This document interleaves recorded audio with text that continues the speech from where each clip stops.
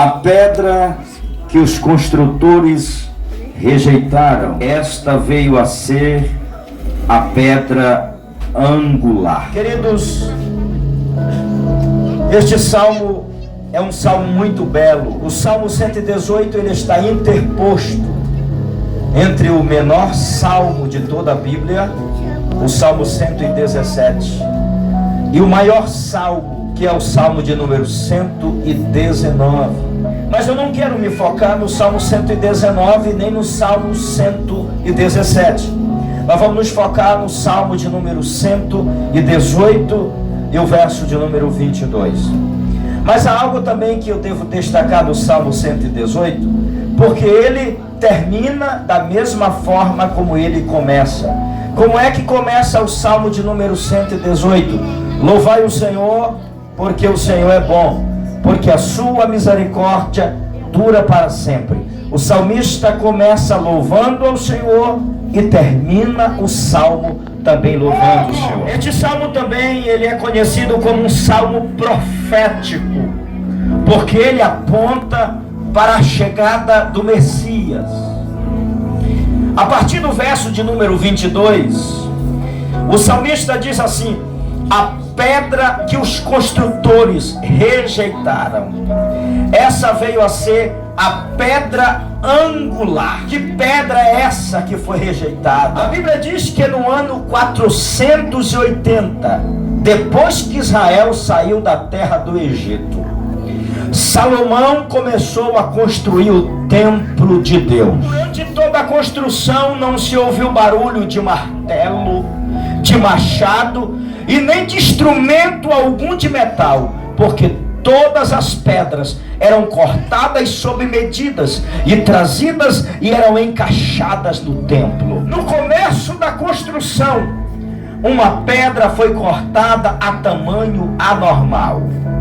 E no começo da obra, aquela pedra foi rejeitada. Disseram: essa pedra não cabe aqui. Abandonaram essa pedra. E no final da construção, observa-se que havia uma brecha a ser preenchida.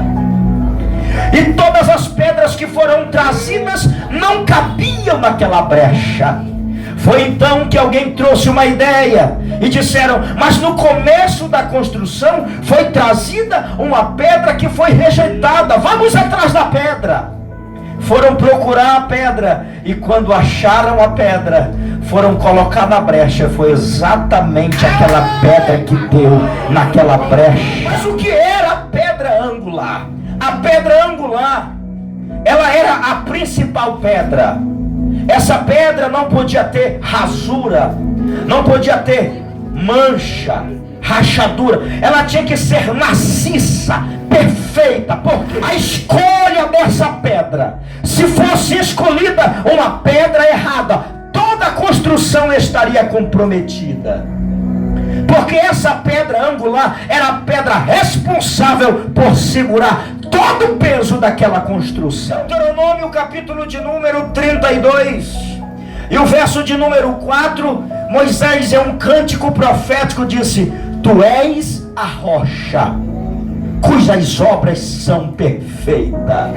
Êxodo capítulo de número 17, no verso de número 6, Deus diz assim: Moisés, pega o teu cajado, o mesmo cajado que você tocou no rio Nilo, e você então, Moisés, vai ferir a rocha. Moisés foi até aquela rocha em Refidim, e a Bíblia diz que ele feriu a rocha, e a rocha começou a jorrar água, e o povo começou a beber. Números capítulo 20, a partir do verso de número 7, é uma outra cena. Israel também está com sede em um lugar chamado Meribá. Moisés vai falar com Deus e Deus diz: Moisés, agora você vai fazer diferente. Na primeira vez eu mandei você ferir a rocha, mas agora você não vai ferir a rocha. Agora você vai falar a rocha e a rocha vai jorrar água. Moisés agora pega o bordão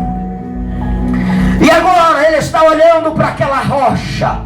Não era para ele ferir a rocha, era só para ele falar. Ele disse: rocha, jorra água para o povo beber. Era rapidinho que a água começava a jorrar. Mas a Bíblia diz que o Moisés pegou o cajado e feriu a rocha 2 vezes. E quando ele fere a rocha 2 vezes, a água começou a jorrar e o povo bebeu a água da rocha.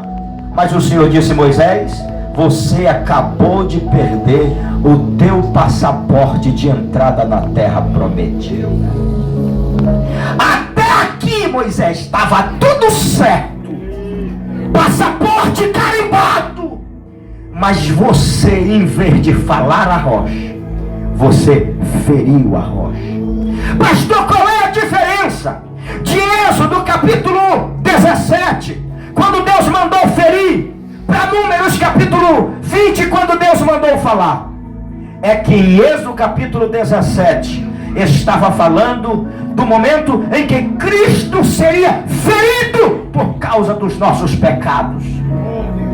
Mas em Números capítulo 20 não é mais com o mundo, é para com a igreja, com aqueles que têm intimidade com Deus. E agora não é para ferir, é para falar com Deus através da comunhão. E Deus respondeu. O nosso nível de comunhão com Deus, ele precisa estreitar a cada dia. Eu olho para uma geração e eu estou preocupado, porque eu vejo uma geração que ela quer os milagres de Deus, mas ela não quer o Deus dos milagres.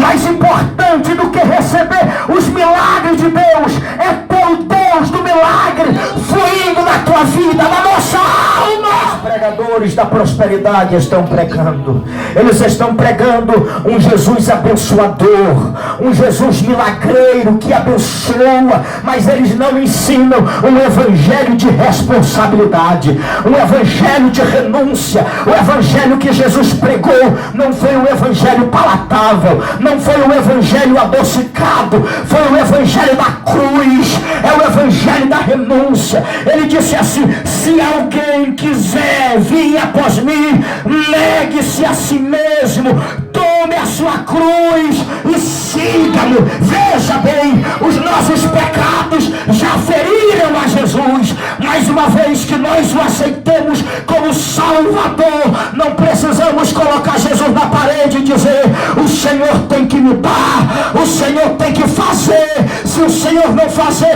eu vou me desviar. Não é assim que funciona. Jesus não é obrigado a curar ninguém, Jesus não é obrigado a abrir porta para ninguém. Se ele abrir porta, glória a Deus. Se ele não abrir a porta, glória a Deus.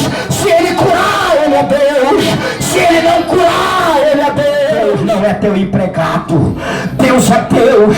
Ele faz se ele quiser. Deus sem ninguém, ele é Deus. Deus é Deus sem anjo, sem homem, sem criação. Mas você, nós não somos nada sem ele, nada. O Senhor disse: Moisés, você perdeu o passaporte, você não vai entrar na terra prometida, porque você não confiou na minha palavra. Aí vem o apóstolo Paulo escrevendo a sua primeira carta aos Coríntios, capítulo de número 10 e o verso de número 4, veja só. A Bíblia diz: e eles beberam de uma água espiritual que jorrava de uma rocha que os seguia, e o nome da rocha era Cristo. O nome da rocha era Cristo. Profeta Isaías, capítulo de número 28 e o verso de número 16: eis que ponho em Sião uma pedra angular, pedra eleita, já provada, mas para com Deus preciosa, e quem nela crê não será envergonhado. Profeta Zacarias, capítulo de número 10 e o verso 4, olha o que ele diz: de Judá sairá a pedra angular, sairá a estaca da tenda, e dele sairá o arco de guerra, e dele sairão os príncipes juntos. Evangelho de Mateus, capítulo de número 21, a partir do verso de número 33, Jesus disse assim: um certo homem dono de terra tinha uma vinha, construiu um lagar, construiu uma torre e fez uma cerca em volta desta dessa vinha. Chamou os trabalhadores e disse: ei, eu estou colocando esta vinha nas mãos de vocês, trabalhem nela, e no tempo da colheita eu virei para receber os frutos desta vinha. E a Bíblia diz que o Senhor foi embora, e no tempo da colheita o Senhor mandou os servos. E o que foi que os lavradores maus fizeram? Eles apedrejaram uns, eles espancaram outros, e outros eles mataram. O Senhor disse: agora o que farei? Eu vou mandar agora o meu próprio filho, talvez eles respeitem o meu filho. Aí a Bíblia diz que quando o filho chegou alegre, os lavradores olharam e disseram: este é o filho do dono da vinha, vamos matá-lo e vamos ficar com a sua herança. E a Bíblia diz que eles arrastaram o filho do dono da vinha, levaram para fora e o mataram. Aí tem uma pergunta que diz: o que fará o Senhor com aqueles lavradores maus? Ele vai matar aqueles lavradores maus e vai entregar a vinha a outra. Aí Jesus vai dizer: não lestes que a pedra que os construtores rejeitaram, esta veio a ser a pedra de esquina? E isso é coisa maravilhosa aos nossos olhos. Pastor, o que representa esta passagem? Esta passagem representa o seguinte: que vieram os profetas, pregaram em nome de Deus e foram mortos, foram apedrejados. Deus mandou homens de Deus, sacerdotes, foram mortos por causa do Evangelho. Aí Deus mandou o seu próprio filho, mas o seu filho não foi honrado, não foi respeitado, não foi abraçado. E o que significa tiraram para fora da vinha?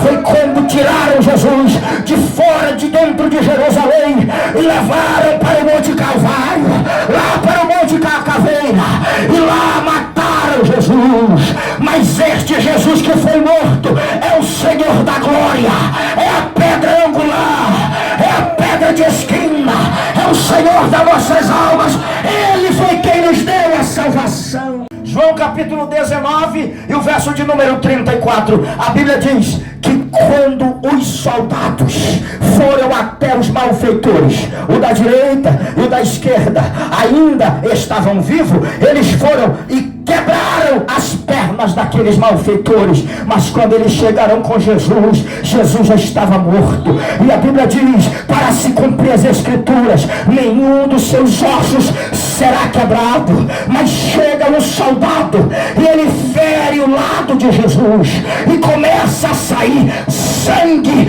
e água, sangue e água. É a rocha sendo ferida, é o sangue sendo derramado, é o sangue que purifica, o sangue que fala mais alto do que o sangue de Abel, é o sangue precioso, é o sangue que regenera, é o sangue que limpa, é o sangue que purifica, é o sangue que dá vitória, é o sangue que cura, é o sangue que levanta, é o sangue que dá vitória, é o sangue da restauração. Jesus chega nas regiões de Cesareia de Filipe, e Jesus então tem duas perguntas para fazer. A primeira pergunta é uma pergunta externa, e a segunda é interna. A primeira é para fora, a segunda é para dentro. A primeira é para os homens lá fora, para os religiosos, mas a segunda é para o ciclo de discípulo de Jesus. E a primeira pergunta de Jesus é: quem dizem os homens que eu sou? Aí os discípulos começam a dizer: uns dizem que tu és João Batista, o profeta do deserto. Outros dizem que tu és Jeremias, o profeta chorão. Outros dizem que tu és Elias, o profeta do Carmelo, o profeta do fogo. E outros dizem que tu és um dos profetas que deveria vir. Jesus disse: não, esse povo não me conhece, esse povo não tem intimidade comigo, eles estão adivinhando. Este povo faz jus à mesma cultura de Cesareia de Filipe. Este povo é ignorante. Foi por isso que Jesus perguntou naquele lugar, porque naquele lugar existia tantos deuses sendo adorados que ninguém sabia o que adorar. Aí Jesus usa o contexto e pergunta. Só que agora Jesus vai perguntar para os discípulos e diz: e vocês? Quem vocês dizem que eu sou? Quem sou para vocês? Quem sou para você? No momento todo mundo para. Ninguém fala nada. Ninguém adivinha. Ninguém especula nada. Houve um silêncio. Mas de repente, queridos, acontece uma revelação. Uma revelação vem direto do céu, do coração de Pedro. Eu imagino Pedro levantando a mão dizendo: Deus, Jesus, eu quero falar. Vem uma mensagem quente aqui no meu coração. Pedro abre a boca e diz: tu és o Cristo, o Filho do Deus vivo. Curado é você, Simão Bajona, porque não foi carne e sangue que te revelou. O Senhor está dizendo: você não recebeu esta revelação de nenhuma fonte humana, mas foi o meu Pai que está no céu. Aí Jesus continua dizendo: e eu te digo que tu és Pedro. Mateus capítulo 16 e o verso 18: e sobre esta pedra, a pedra rejeitada, a pedra de esquina, a pedra da revelação, a pedra de Sião, a pedra de Judá, sobre esta pedra eu edificarei a minha igreja, e as portas do inferno não prevalecerão contra ela. Jesus está dizendo: eu vou fundar a minha igreja. Não é sobre Pedro, não é sobre César, não é sobre Herodes, não é sobre Alexandre o Grande.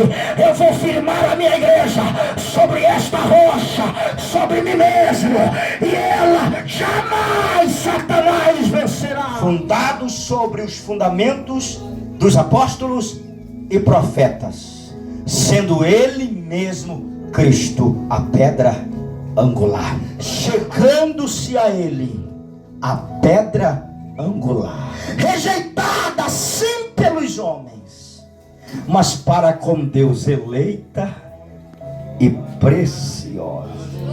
Quem é Jesus? É aquele que veio por obra e graça do Espírito Santo. Quem é Jesus? É aquele que nasceu sem pecado, que viveu sem pecado, que operou sem pecado, foi batizado sem pecado, foi para a cruz sem pecado, morreu sem pecado, ressuscitou sem pecado, edificou a igreja sem pecado, foi para o céu sem pecado e voltará sem pecado para arrebatar a igreja. Prepara-te, ó igreja, porque Jesus está voltando. Prepara-te, noiva do Cordeiro, porque Jesus está voltando. Imagine que já faz 1 bilhão de anos que nós estamos morando no céu, e todo dia nós vamos estar olhando e dizer: meu Deus, que lugar é esse? Que coisa extraordinária. Irmã, a senhora pode até não levantar desta cadeira de roda nesta vida, mas na hora do arrebatamento, esta cadeira de roda vai me largar. A senhora vai receber ossos novos.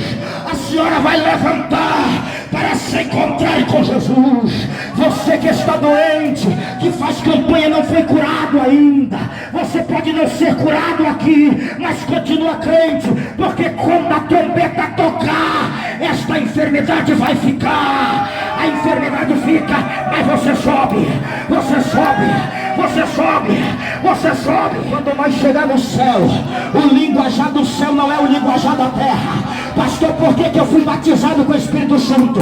Já é o prelúdio para você começar a falar a língua do céu. Já estou ouvindo aqui no altar. Já estou ouvindo aqui no altar. Já estou ouvindo. Já estou ouvindo, já estou ouvindo. Isso é maquiagem, deixa borrar, depois ele vai fazer de novo. Pastor, não quero suar. Pode suar na presença de Jesus. A igreja vai entrar no céu cantando. A igreja vai entrar no céu no manto. A igreja vai entrar no céu dando glória. Irmão, eu não sei dizer para você, irmão, mas eu vou fazer tanta loucura quando eu estiver entrando no céu. Eu já vejo as portas do céu se abrindo. A porta do céu já está se abrindo. O céu se abriu para Jacó. O céu se abriu para Isaías. O céu se abriu para Ezequiel. O céu se abriu para Jesus no Jordão. O céu se abriu para Pedro. O céu céu se abrir para João, e o céu vai se abrir para receber a igreja, para receber a noiva.